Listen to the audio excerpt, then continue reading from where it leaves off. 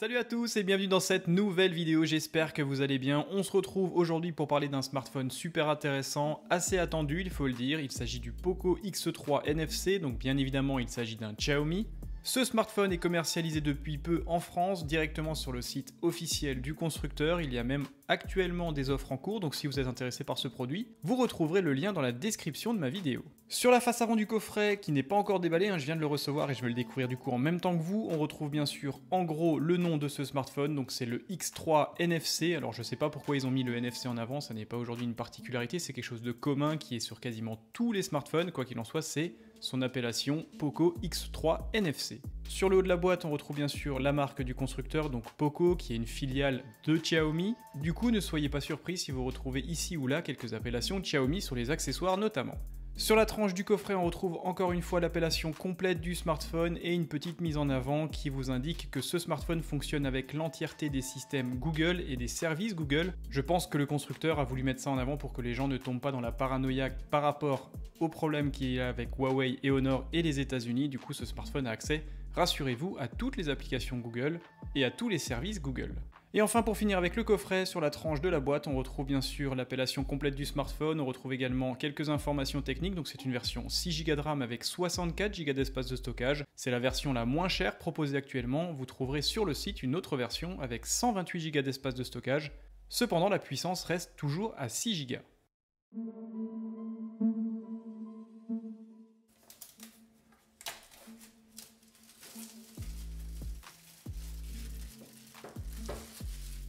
A l'ouverture du coffret, on tombe directement sur cette petite pochette en carton, on n'accède pas directement au smartphone. A l'intérieur de cette pochette, on retrouve bien évidemment un petit guide d'utilisateur qui est traduit en français, on retrouve également un document lié à la garantie de ce smartphone. Point intéressant, avec ce produit, on retrouve d'origine une coque de protection en silicone qui semble être plutôt résistante, même si en termes de design on a déjà vu mieux. Je trouve ça toujours très intéressant d'obtenir une coque de protection à l'achat de son smartphone, notamment avec une marque un petit peu exotique comme celle-ci, où finalement les accessoires sont assez peu répandus dans les commerces physiques en France. Et bien sûr, on retrouve une épingle afin d'extraire le tiroir nano-SIM dans lequel on peut mettre deux cartes nano-SIM et il me semble, à vérifier lors de l'allumage du smartphone, on peut également rajouter une carte micro SD allant jusqu'à 256 Go. A l'intérieur du coffret, on retrouve bien évidemment un câble de chargement USB-A vers USB type C de bonne section et de bonne longueur. Et enfin, pour finir avec les accessoires fournis avec ce smartphone, on retrouve un énorme bloc chargeur relativement puissant, une puissance de charge de 33 watts. Et ce bloc chargeur est en adéquation avec la batterie de ce smartphone, c'est une batterie de 5160 mAh, ce qui est absolument énorme, l'autonomie est vraiment faramineuse. Et malgré une telle capacité, le chargement de 0 à 100% ne prendra pas plus d'une heure grâce à ce bloc de chargement, ce qui est plutôt intéressant. Et vous pourrez récupérer 60% d'autonomie en 30 minutes à peine, donc c'est vraiment un point positif sur ce smartphone.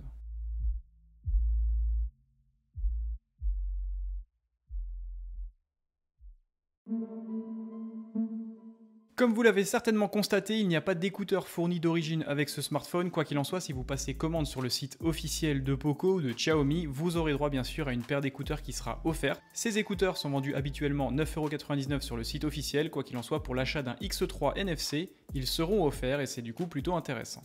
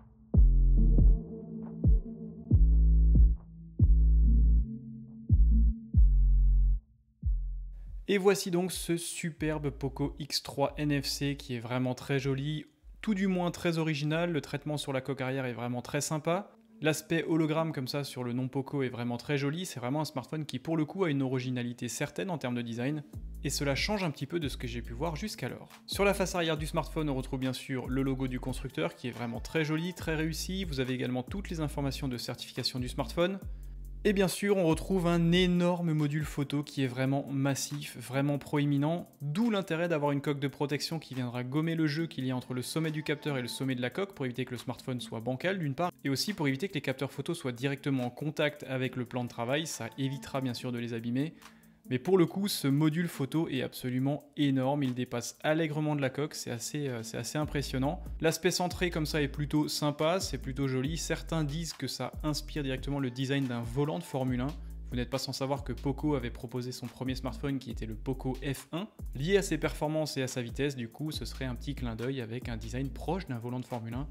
Ça, je vous laisserai apprécier. Au niveau du module photo, celui-ci est assez complet. Le capteur principal est un capteur Sony IMX682, donc d'une résolution de 64 mégapixels. Attention, celui-ci fonctionne avec une technologie de pixel binning pour faire des photos de 16 mégapixels, donc 4 fois plus petite en termes de résolution, mais également beaucoup plus lumineuse et du coup moins sensible au bruit numérique. En effet, les photos seront moins sujettes au bruit numérique et à la montée en ISO, ce qui sera bien sûr plus agréable. Ce capteur photo est équipé d'une focale de 25 mm avec une optique à ouverture f1.9, cependant je n'ai pas d'informations quant à une éventuelle stabilisation optique ou électronique. Le second capteur photo est un capteur photo ultra grand angle d'une focale de 13 mm, c'est un capteur de 13 mégapixels avec une optique à ouverture f2.2. Les premiers résultats sont vraiment intéressants, surtout que d'habitude c'est vraiment la focale qui est la moins réussie, tant en termes de rendu que de piqué, et pour le coup ce grand angle est plutôt intéressant, du coup si vous êtes fan des photos de groupe, des photos de monuments, etc., ça pourra faire l'affaire largement.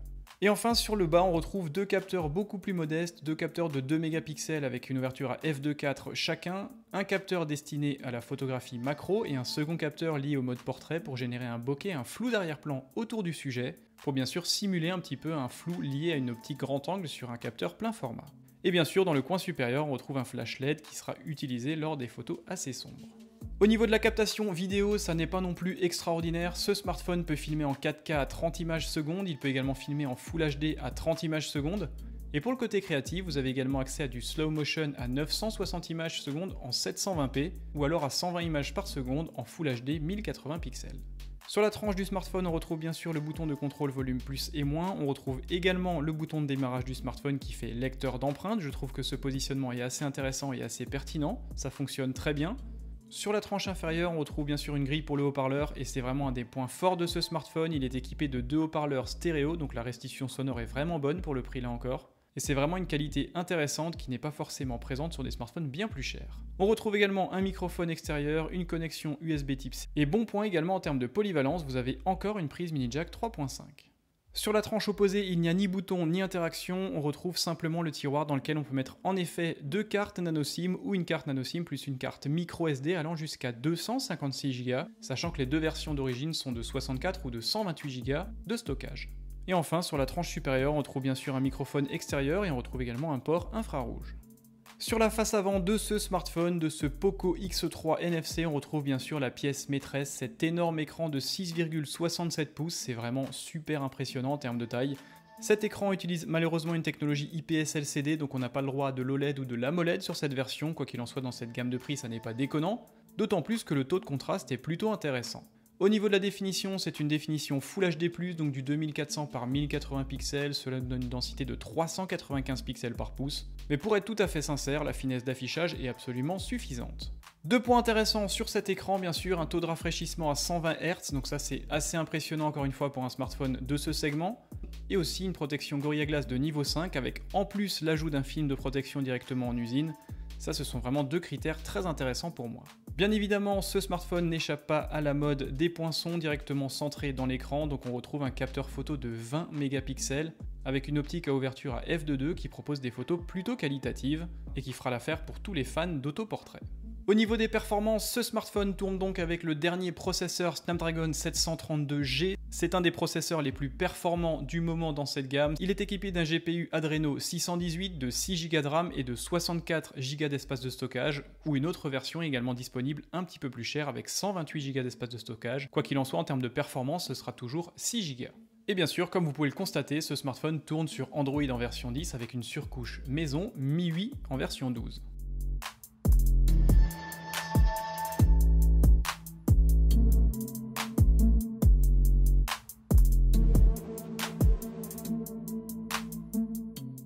Je viens de passer tous les menus de démarrage de ce smartphone et je suis toujours assez surpris par le temps d'initialisation des smartphones Xiaomi ou Poco. C'est toujours assez long, ça prend 2, 3, 4 minutes où le smartphone RAM tourne un petit peu et installe et pré-initialise tous les réglages. Et c'est une habitude que je n'ai pas avec d'autres smartphones, notamment avec les smartphones tels que Samsung ou bien sûr sur iOS. Quoi qu'il en soit, je pense que ça n'est pas dramatique, mais c'est vrai que c'est assez surprenant. Et c'est toujours assez propre aux smartphones de cette marque. On se retrouve du coup devant ce superbe écran de 6,67 pouces qui est vraiment très joli, la luminosité maximum est vraiment agréable. Les couleurs sont vraiment très sympas également, sans atteindre bien sûr la perfection d'un écran OLED ou d'un écran AMOLED. L'intégration de cette dalle est également plutôt intéressante, même si bien sûr le menton inférieur est assez large et assez proéminent. Il est vrai qu'il aurait été intéressant de travailler un petit peu plus les bordures, quoi qu'il en soit dans cette gamme de prix on va pas faire les difficiles, il est vraiment difficile de trouver mieux. Bien sûr, le gros point fort de ce smartphone, surtout dans cette gamme de prix, c'est ce taux de rafraîchissement à 120 Hz qui apporte vraiment une fluidité et également une modernité à ce smartphone. Ça fait vraiment plaisir d'avoir ce taux de rafraîchissement à ce prix-là. Le mode sombre prend également tout son sens, même si bien sûr on n'atteint pas encore les niveaux de contraste d'un écran OLED, ça marche quand même plutôt bien et je trouve que le rendu est vraiment très satisfaisant. Concernant l'autonomie, je vous en ai déjà parlé, c'est une énorme batterie de 5160 mAh avec une puissance de charge de 33 watts, 0 à 60% en 30 minutes, 0 à 100% en 60-65 minutes, ce qui est plutôt intéressant. Et en termes d'autonomie, vous partirez tranquillement sur 2 jours et demi d'utilisation sans trop de problèmes, donc si vous êtes un gamer pur et dur, ça fonctionnera très bien.